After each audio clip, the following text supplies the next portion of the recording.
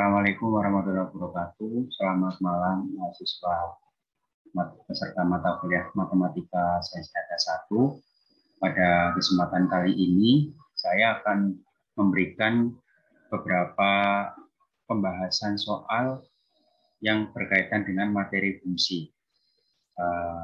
Langsung saja kita mulai.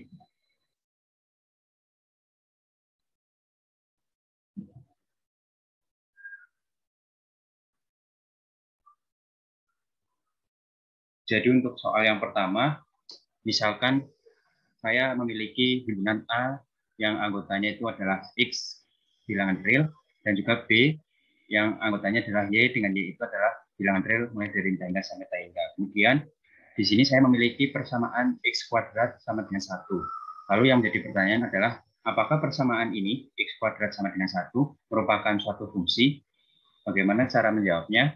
Yang pertama, untuk membuktikan apakah persamaan tersebut adalah fungsi atau bukan, maka prosedur yang harus dilakukan adalah yang pertama, ubah persamaan awal menjadi dalam bentuk Y sama dengan titik-titik, atau kita ubah menjadi dalam bentuk persamaan Y. Nah, pertama kita memiliki fungsi X kuadrat kali Y sama dengan 1. Maka dari sini kita dapat tentukan Y-nya itu sama dengan 1/X kuadrat.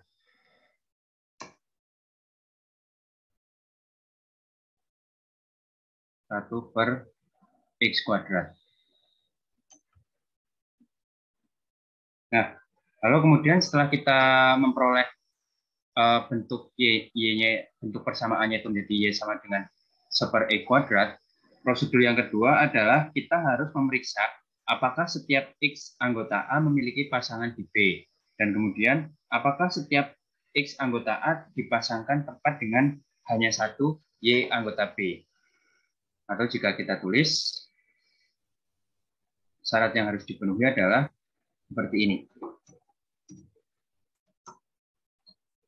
Nah, kedua syarat ini itu harus terpenuhi. Artinya apa? Artinya jika salah satu tidak terpenuhi, maka persamaan tersebut atau persamaan ini itu bukan merupakan suatu fungsi. Saya catat di sini sebagai pengingat.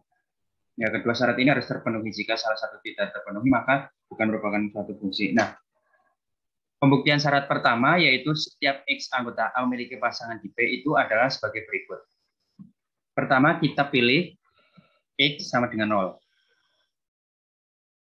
Kita coba pilih X sama dengan 0. Kemudian masukkan X an Y sama dengan 1/X kuadrat. Ternyata setelah dimasukkan ke dalam persamaan Y sama dengan 1/X kuadrat, nilai Y yang diperoleh itu menjadi sama dengan 1/0 kuadrat, atau nilai ini adalah tidak terdefinisi. Nah, jadi kesimpulannya dengan 0, ternyata X pasangan di himpunan B. Nah, dari sini maka kita dapat menyimpulkan karena syarat pertama tidak terpenuhi, maka persamaan tersebut atau persamaan awal yang kita miliki yaitu persamaan X kuadrat kali Y sama dengan 1 itu bukan merupakan suatu fungsi yang memetakan himpunan A ke B. Nah, kemudian dari sini itu kadang akan memunculkan pertanyaan baru, yaitu bagaimana jawabannya adalah agar persamaan tersebut bisa menjadi fungsi, maka yang perlu kita lakukan adalah mengganti domain fungsi tersebut sehingga kedua syarat di atas menjadi terpenuhi, yaitu syarat ini. Yang pertama,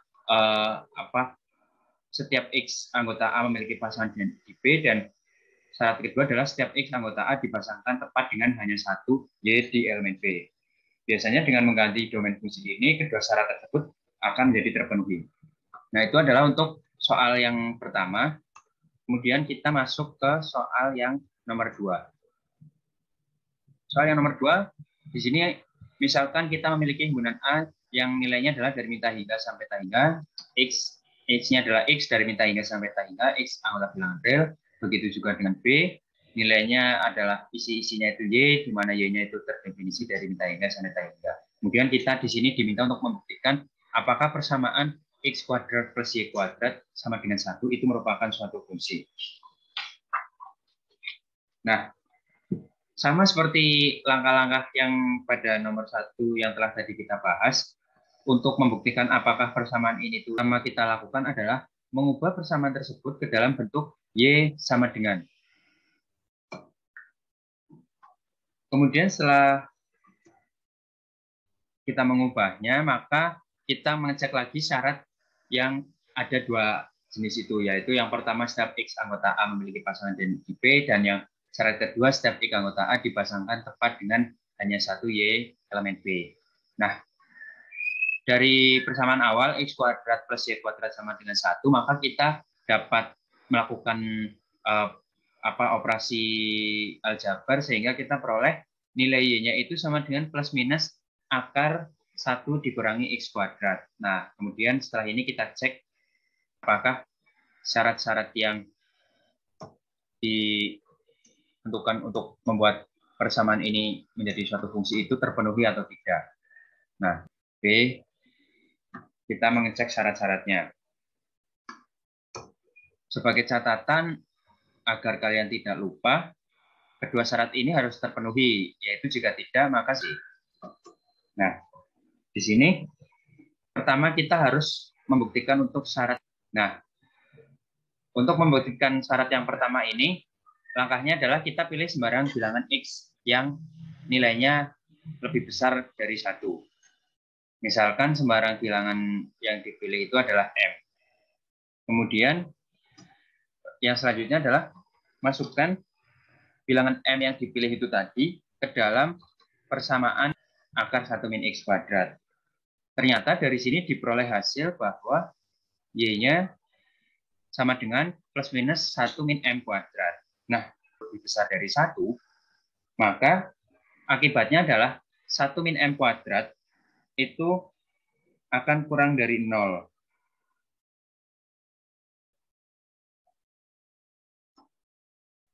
Nah, kemudian karena 1 min M kuadrat itu kurang dari 0, maka akibatnya nilai plus minus dari 1 min M kuadrat ini menjadi tidak terdefinisi. Mengapa tidak terdefinisi? Ya karena nilai 1 min M kuadrat ini kan negatif. Akar dari negatif itu kan tidak dapat ditentukan nilainya, sehingga nilai ini tuh menjadi tidak terdefinisi. Nah, kemudian akibat dari 1 min M kuadrat plus minus akar 1 min M kuadrat ini tidak terdefinisi, itu adalah saat kita pilih sembarang bilangan X yang nilainya lebih besar dari 1, ternyata X dari sini, dari kesimpulan ini, maka kita dapat katakan syarat pertama itu tidak terpenuhi. Nah, maka persamaan tersebut bukan merupakan fungsi.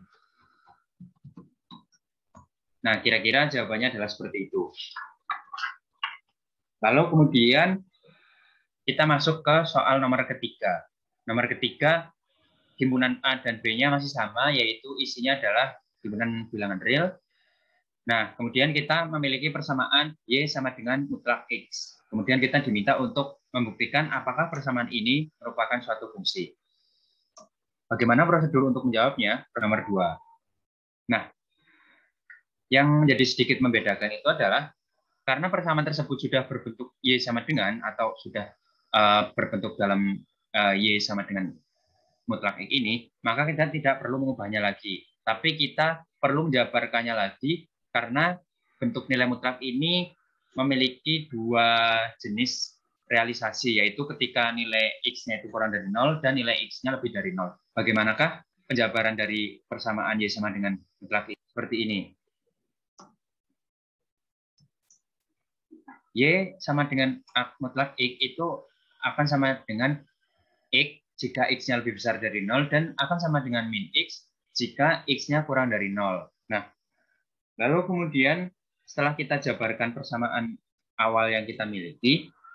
Langkah kedua ya seperti biasa kita memeriksa lagi dua syarat yang harus dipenuhi, yaitu setiap X anggota A memiliki pasangan di B dan setiap X Y anggota di B. Dan kedua syarat ini seperti biasa harus terpenuhi dua-duanya. Nah, bagaimanakah pembuktian untuk syarat yang pertama? Untuk pembuktian syarat pertama, kita pilih sembarang X yang nilainya kurang dari 0. Nah, untuk sembarang X yang nilainya kurang dari 0, maka nilai Y sama dengan min X. Kemudian, yang kedua adalah kita pilih sembarang X yang nilainya lebih besar dari sama dengan 0. Jika kita pilih X-nya lebih besar sama dengan 0, maka nilai Y-nya itu akan sama dengan X.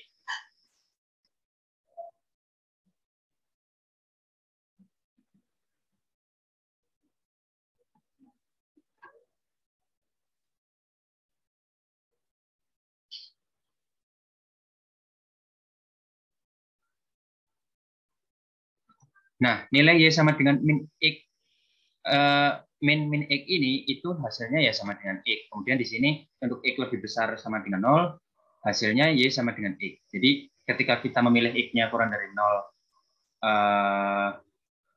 dan X-nya lebih besar dari 0, itu hasilnya itu menjadi sama, yaitu Y sama dengan X. Nah, jadi kita dapat menyimpulkan bahwa setiap X di A itu memiliki pasangan di B, sehingga syarat pertama ini adalah terpenuhi. Kemudian selanjutnya kita perlu membuktikan apakah syarat yang kedua juga terpenuhi. Untuk membuktikan pembuktian syarat kedua, kita akan menggunakan kontradiksi. Bagaimana langkah-langkah pembuktian dengan menggunakan kontradiksi? Langkah pertama adalah kita mengasumsikan bahwa terdapat X anggota A yang dipasangkan dengan lebih dari satu Y anggota B. Yaitu misalkan X yang kita X tersebut adalah Y1 dan Y2.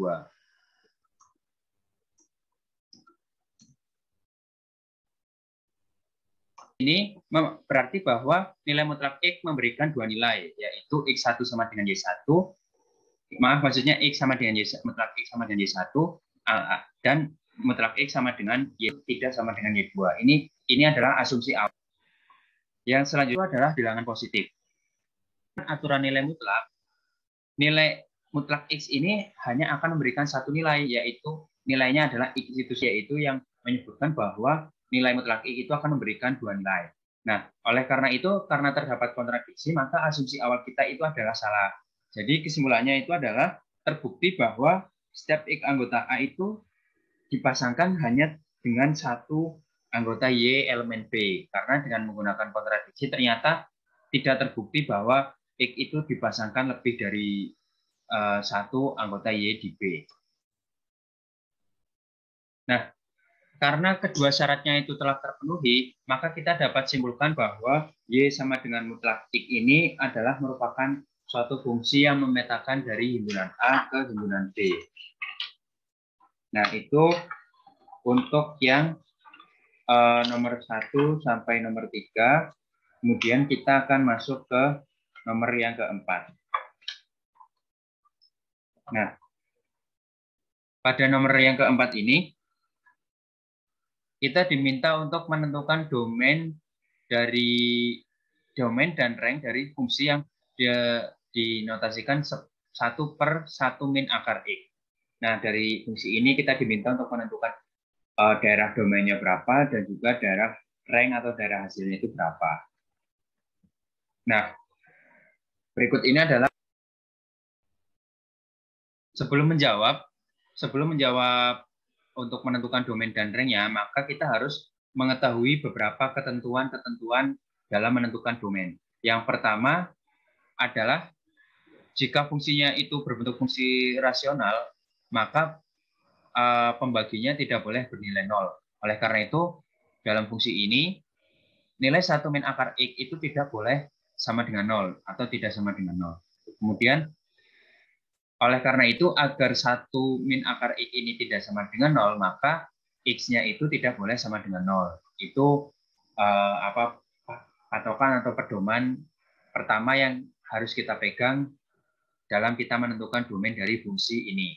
Kemudian yang kedua, pada bentuk akar atau jika kita bertemu dengan fungsi yang di dalamnya itu mengandung bentuk akar, maka nilai X atau nilai persamaan yang ada dalam bentuk akar itu tidak boleh bernilai negatif atau kurang dari 0. Nah, karena yang di dalam akar itu adalah X, maka di sini X-nya itu tidak boleh bernilai kurang dari 0 agar akar X ini terdefinisi.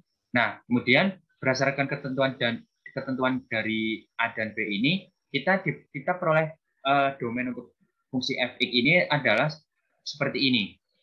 Pertama, ketentuannya X tidak boleh sama dengan 0. Kemudian X-nya tidak boleh kurang dari 1. Tidak boleh kurang dari 0.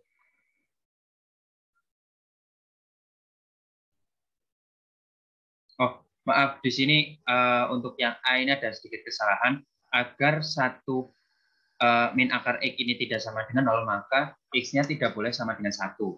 Mohon maaf, ada kesalahan. Nah, berdasarkan ketentuan A dan B, maka kita peroleh nilai domain untuk fungsi fx-nya adalah seperti ini. Pertama, X-nya tidak boleh sama dengan 1. Di sini berarti 1 tidak masuk dalam himpunan, tapi X-nya boleh bernilai 0. Nah, kemudian agar X terdefinisi, X-nya tidak boleh bernilai negatif, maka X-nya itu lebih dari 0, tapi tidak boleh sama dengan 1, sehingga domainnya itu menjadi lebih besar sama dengan 0, dan X-nya tidak boleh sama dengan 1, sehingga domain fungsinya menjadi seperti ini. Nah, kemudian yang kedua, kita akan menentukan rank dari fungsi ini. Nah, ketentuan dalam menentukan nilai rank adalah kita masukkan nilai X pada daerah-daerah ujung di domain yang kita telah pilih ini. Pertama, kita masukkan X-nya sama dengan 0 di ujung, untuk ujung yang sebelah kiri. Nah, ketika kita masukkan X-nya itu sama dengan 0, nilai fx-nya itu menjadi sama dengan 1. Kemudian yang kedua adalah kita masukkan X sama dengan C. Dengan C ini adalah bilangan yang nilainya sangat dekat dengan 1, tapi tidak sama dengan 1. Nah, sangat dekatnya ini dari sisi kanan. Dari sisi kanan angka 1. Contohnya adalah bilangan 1,00000-nya banyak sekali di sini, kemudian 1. Nah, itu kan sangat dekat sekali dengan 1, tapi tidak sama dengan 1. Maka akibatnya nilai fx-nya ini akan menjadi sama dengan Z. Dengan Z itu adalah bilangan yang nilainya mendekati minus tak hingga. Kemudian yang ketiga adalah kita misalkan X-nya sama dengan D. Nah,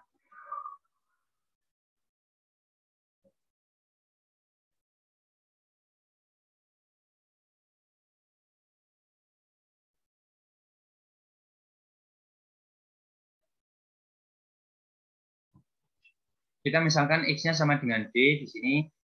Dengan D ini adalah bilangan yang nilainya sangat dekat sekali dengan 1, tapi mendekatinya itu dari sisi kiri. Contohnya adalah 0,9999 sekian, sampai 9-nya itu banyak sekali, tapi tidak sama dengan 1. Nah, ketika kita masukkan X-nya sama dengan D seperti ini, yang D-nya bentuknya adalah seperti ini, sangat dekat sekali dengan 1 dari sisi kiri, maka nilai fx-nya itu menjadi sama dengan M. Dengan M ini adalah bilangan yang nilainya mendekati tak hingga. Kemudian yang keempat, kita masukkan X-nya sama dengan E, di mana E ini adalah bilangan yang nilainya mendekati tak hingga. Nah, akibatnya ketika kita memiliki X sama dengan E, nilai fx-nya itu akan mendekati 0. Nah, berdasarkan pedoman yang kita gunakan pada poin A, B, C, dan D, maka kita peroleh rank untuk fungsi yang kita miliki, yaitu 1/1 min akar X itu sama dengan interval buka dari min tak hingga sampai 0. Kemudian digabung dengan interval tutup 1 sampai interval buka tak hingga. Nah, itu untuk contoh kita menentukan domain dan rank dari fungsi. Kemudian untuk contoh yang kelima, kita akan adalah fungsi subjektif ketika domain yang kita pilih itu adalah X, di mana X ini anggota bilangan Z, dan kodominya adalah Y, dengan Y itu adalah anggota bilangan asli. Buktinya di sini cukup sederhana ya, untuk domain, yaitu ini, yang isinya adalah Y anggota bilangan asli. Maka Y-nya ini akan memiliki pasangan sebanyak 2. Apa saja itu? Yaitu min X dengan X. Kenapa pasangannya itu min X dengan X? Karena ketentuannya itu kan adalah fx sama dengan x kuadrat. Ketika kita masukkan x-nya minus x, nilai fx-nya itu ya sama dengan x kuadrat, dan nilainya itu akan sama dengan ketika kita masukkan nilai x-nya sama dengan nilai fx-nya sama dengan x kuadrat, sehingga kita peroleh hasilnya ini seperti ini, min x kuadrat sama dengan x kuadrat sama dengan y. Nah, karena satu pasangan di kodomen itu memiliki 2 anggota di domain, maka kita dapat simpulkan bahwa fx sama dengan x kuadrat pada daerah domain yang dijelaskan seperti ini dan juga kodomen yang didefinisikan seperti ini itu adalah merupakan suatu fungsi surjektif. Nah, lalu setelah itu di sini saya akan memberikan materi tambahan, yaitu yang berkaitan dengan fungsi monomial dan juga fungsi polinomial. Pertama, saya akan menjelaskan mengenai fungsi monomial. Jadi suatu fungsi yang berbentuk C kali X pangkat N, dengan C-nya itu adalah suatu konstanta, dan E-nya adalah bilangan bulat tak negatif, maka fungsi tersebut disebut fungsi monomial dalam X. Nah, contohnya adalah, misalkan kita punya fungsinya fx sama dengan 2 kali X pangkat 3. Di sini C-nya berarti sama dengan 2, kemudian E-nya sama dengan 3. Lalu selanjutnya ada fungsi fx sama dengan X pangkat 17. Di sini C-nya 1, N-nya 17. Kemudian 4X pangkat 0, C-nya 4, N-nya 0. Atau 4X pangkat 0 ini juga dapat kita tulis sebagai 4 saja.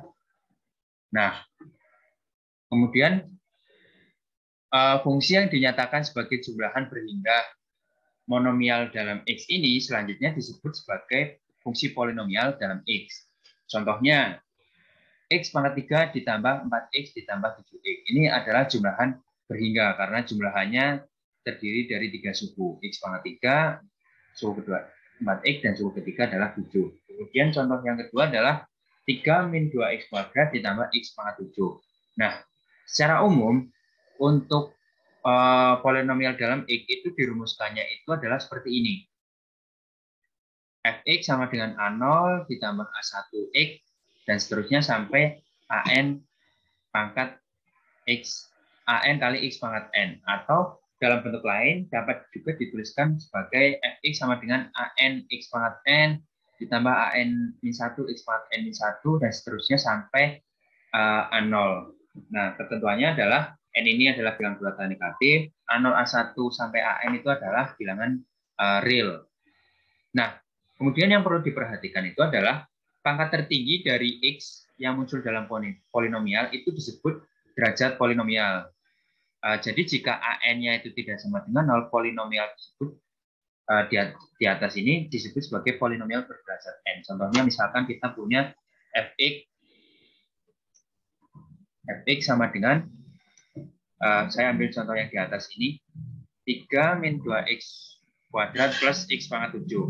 Di sini pangkat tertingginya yang muncul di X itu adalah 7, kemudian AN-nya tidak sama dengan 0 karena AN-nya itu adalah 1 di sini ya, 1 X pangkat 7, maka polinomial ini itu disebut sebagai polinomial berderajat 7. Nah, kemudian contoh selanjutnya misalkan saya memiliki fx-nya itu sama dengan 1 ditambah X pangkat 8. Karena untuk pada pangkat tertingginya itu nilai AN-nya itu tidak sama dengan 0. Nah, di sini fungsi ini itu adalah contoh fungsi polinomial berderajat 8 karena N-nya di sini itu adalah sama dengan 8. Nah, kemudian selain fungsi monomial dan fungsi polinomial, ada juga fungsi yang disebut sebagai fungsi rasional. Apa itu fungsi rasional? Fungsi rasional dapat dinyatakan sebagai pembagian dari 2 polinomial. Contohnya pertama, misalkan kita memiliki fungsi fx sama dengan X pangkat 5 min 2X plus 1 dibagi X kuadrat min 4. Di sini kedua, baik pembilang dan penyebutnya itu merupakan suatu polinomial. Kemudian contoh kedua adalah X dibagi X plus 1. Di atas adalah polinomial berderajat 1, dan yang di bawah itu adalah juga polinomial berderajat 1. Nah, setelah ini saya akan melanjutkan dengan pembahasan soal mengenai komposisi fungsi dan bagaimana cara kita untuk menentukan domainnya. Di sini pada nomor 6, kita misalkan memiliki fungsi fx sama dengan 2 min 3x. Kemudian kita memiliki fungsi gx sama dengan mutlak x min 1. Kita selanjutnya diminta untuk menentukan nilai komposisi fungsi, di mana komposisinya itu adalah fungsi g komposisi fungsi f dalam x beserta domainnya. Nah, komposisi fungsinya dan juga bagaimana domainnya, maka langkah-langkahnya adalah sebagai berikut. Pertama, kita masukkan fungsi fx ke dalam fungsi gx untuk memperoleh bentuk dari komposisi fungsi g komposisi fx ini. Berarti fungsi 2 min 3x ini dimasukkan ke dalam fungsi mutlak x min 1. X-nya diganti menjadi 2 min 3x min 1, hasilnya menjadi mutlak 1 min 3x. Ini adalah realisasi dari komposisi fungsi g komposisi fx ini. Kemudian untuk menentukan domain dari g komposisi fx ini, maka pertama kita harus menentukan domain dari f. Pada bentuk fungsi seperti ini, 2 min 3x, maka domainnya itu dapat kita pilih domain natural atau domain alami. Karena untuk setiap x anggota bilangan real, nilai fungsinya ini akan terdefinisi di y anggota bilangan real juga. Kemudian domain dari g-nya juga sama, yaitu bilangan x anggota bilangan real, sehingga dari domain f dan domain g yang kita peroleh, maka kita dapat menentukan domain dari fungsi g komposisi f itu adalah irisan antara domain f dan domain g. Karena domain f dan domain g-nya itu sama, maka irisannya itu ya sama dengan ini, domain f dan juga sama dengan domain g-nya, yaitu bilangan x, di mana x-nya itu adalah anggota dari bilangan real. Itu untuk cara-cara untuk menentukan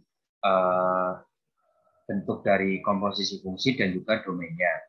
Kemudian yang contoh soal yang nomor 7 itu adalah kita diminta untuk menentukan fungsi g dan fungsi h sedemikian sehingga fx ini menjadi sama dengan g komposisi h, di mana fx-nya itu adalah 1 per x min 3. Nah, bagaimana caranya? Pertama yang harus kita perhatikan itu adalah karena fx ini bentuknya adalah fungsi rasional, maka penentuan hx ini, cara menentukan hx ini adalah kita dengan memperhatikan pada x min 3 ya. Nah, oleh karena itu, karena hx-nya itu adalah x min 3. Kemudian yang selanjutnya untuk menentukan gx, kita berarti harus bisa memilih suatu fungsi rasional yang sedemikian sehingga jika variabel x pada fungsi rasional tersebut diganti dengan fungsi hx, yaitu x sama dengan min 3, itu hasilnya 1 per x min 3. Nah, setelah kita mungkin mencari-cari, maka ternyata fungsi yang sesuai untuk gx ini adalah 1 per x. Jadi, gx itu sama dengan 1 per x dan hx-nya sama dengan x min 3. Untuk membuktikannya ya gampang saja, kita tinggal pertama kita per x. Nah, kemudian setelah itu kita substitusikan dari persamaan awal yang kita miliki ini x min 3. Maka kita akan peroleh nilainya itu menjadi 1 per x min 3 sesuai dengan fx yang di awal itu tadi.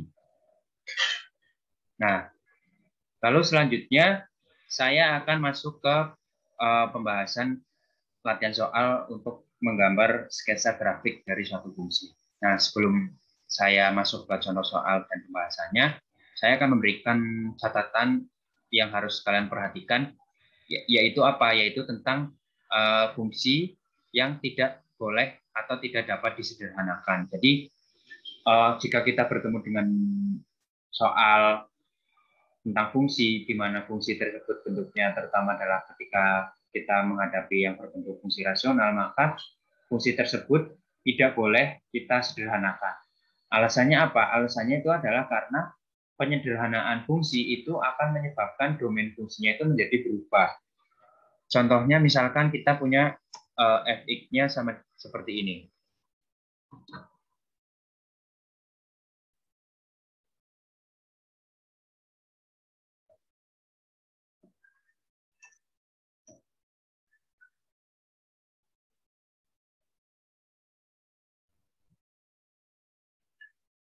Nah, misalkan kita punya fungsi fx-nya itu sama dengan x kuadrat min 2x plus 1. Kemudian dibagi x min 1. Ini kan kalau misal kita mau menyederhanakan bentuk fungsi ini, itu kan bentuknya akan menjadi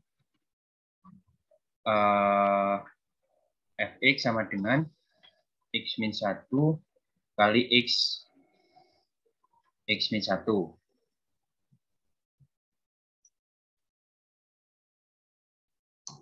Untuk x min 1 kali x min 1 dibagi x min 1.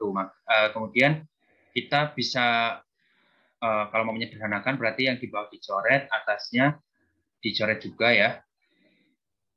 Nah, sehingga kalau kita mau menyederhanakan, bentuknya sama dengan x min 1. Tapi kalau kita perhatikan, untuk fungsi fx sama dengan x kuadrat min 2x plus 1 dibagi x min 1, ini itu adalah terdefinisi pada semua titik x anggota bilangan real kecuali x min 1, karena ketika kita masukkan di sini x min 1 hasilnya jadi tidak terdefinisi. Tapi ketika kita menyederhanakannya menjadi bentuk fx sama dengan x min 1, x min 1 akan sama dengan 0 terdefinisi. Nah, itu kan berarti hasil untuk ketika kita masukkan nilai x-nya yang sama, yaitu sama dengan 1, di fx yang ini tidak terdefinisi, di sini menjadi terdefinisi. Itu kan berarti penyederhanaan yang kita lakukan terhadap fungsi ini itu menyebabkan domainnya menjadi berubah. Itulah mengapa penyederhanaan fungsi ini tidak dapat mengubah domainnya. Nah, kemudian catatan yang kedua adalah pada saat kita menggambarkan sketsa grafik fungsi, penyederhanaan dalam tanda kutip itu dilakukan dengan tujuan untuk mempermudah dalam kita menggambar fungsinya. Tapi bukan untuk menyederhanakan fungsi tersebut. Fungsinya tetap fungsi awal seperti awal, tapi penyederhanaannya itu dilakukan hanya untuk memudahkan kita ketika kita akan melakukan penggambaran atau sketsa untuk grafik fungsinya. Contohnya misalkan kita punya fungsinya seperti ini, fx sama dengan x plus x pangkat 3 dibagi x. Kemudian kita diminta untuk menggambarkan sketsa grafik dari fungsi tersebut.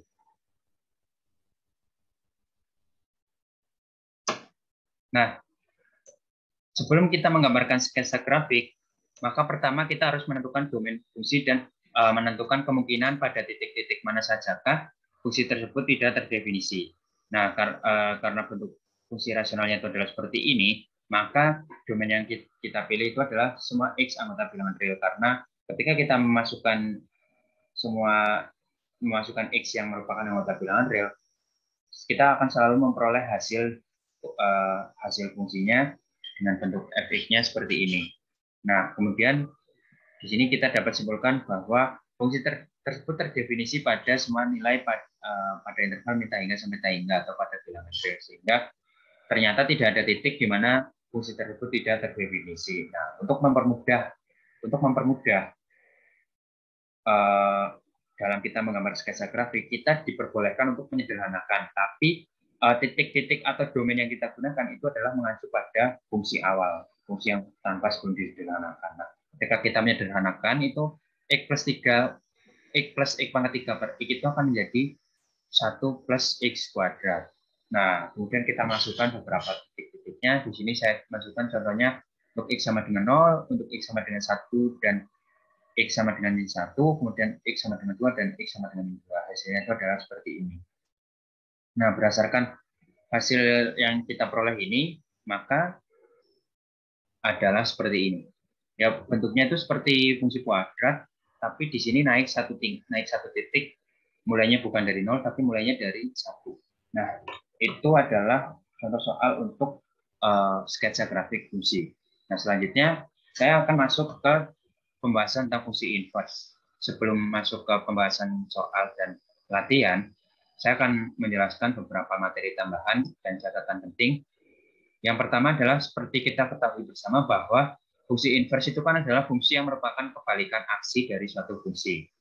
Tapi beberapa catatan yang kita perlu perhatikan itu adalah pertama, untuk setiap fungsi kita dapat menentukan inverse fungsinya. Jadi ketika kita punya fungsi, maka dengan menggunakan cara-cara yang sesuai, kita akan dapat memperoleh inverse dari fungsi tersebut.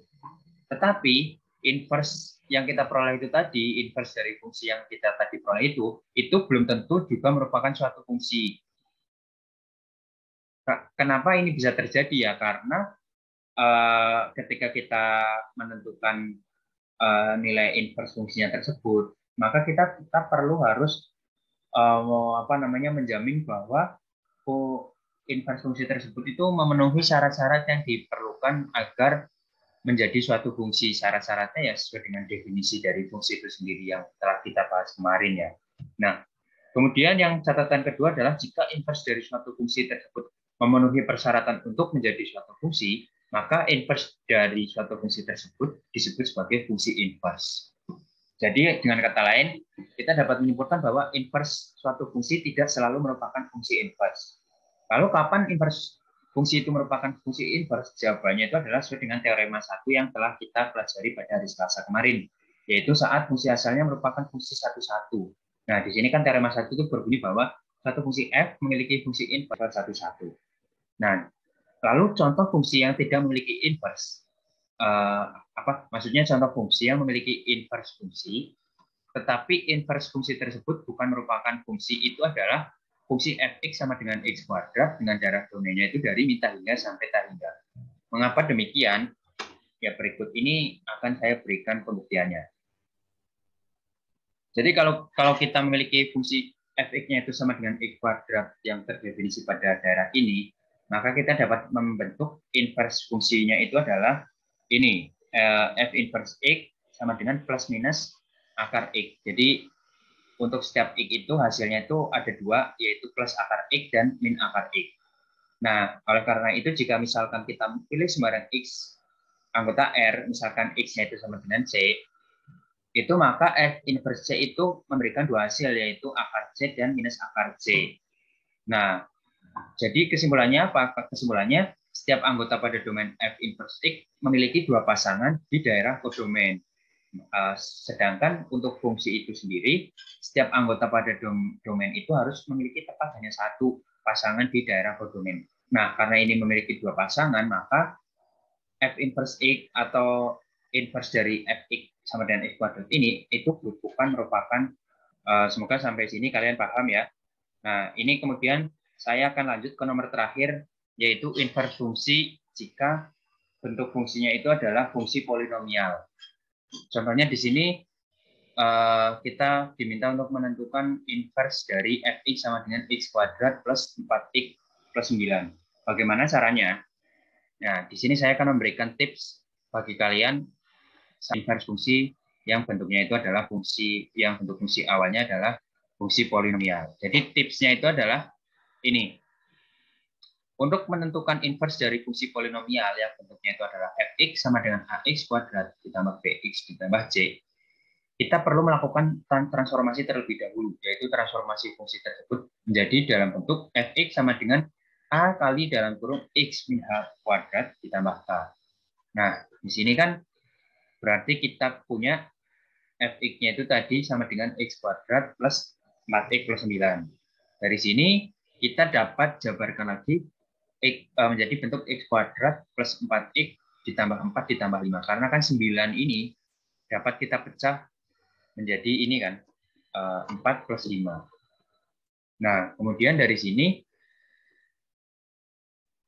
kita kan peroleh berarti fungsi ini dapat juga ditulis menjadi seperti ini.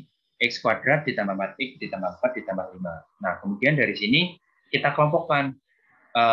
Kelompok pertama itu adalah x kuadrat ditambah 4x ditambah 4. Itu kita kurungkan, dikelompokkan jadi 1, ditambah lagi 5. Nah, x kuadrat plus 4x plus 4 itu sendiri kita dapat nyatakan sebagai bentuk x kuadrat x plus 2 kuadrat kemudian ditambahkan dengan 5.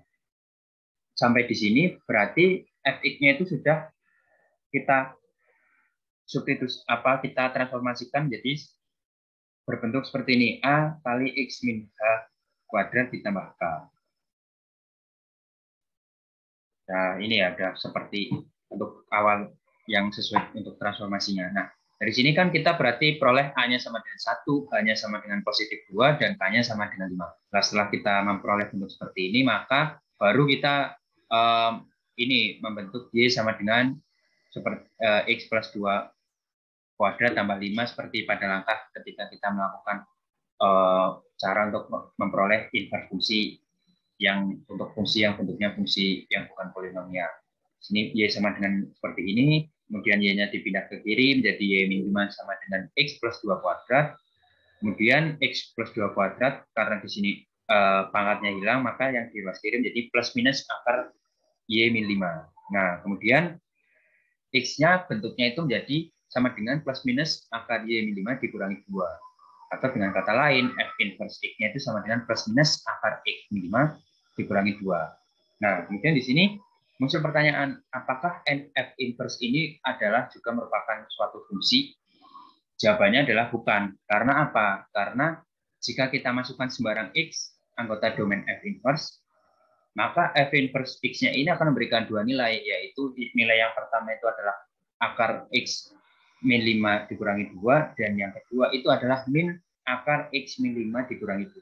Nah, karena satu anggota domain memiliki dua pasangan di domain, kita dapat simpulkan bahwa F inverse ini tuh hanya merupakan inverse fungsi saja.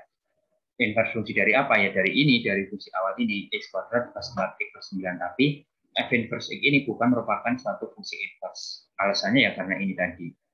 Nah, sekian pembahasan soal-soal untuk materi fungsi. Semoga bermanfaat untuk belajar kalian dalam rangka menghadapi UTS. Kurang lebihnya saya mohon maaf. Assalamualaikum warahmatullahi wabarakatuh.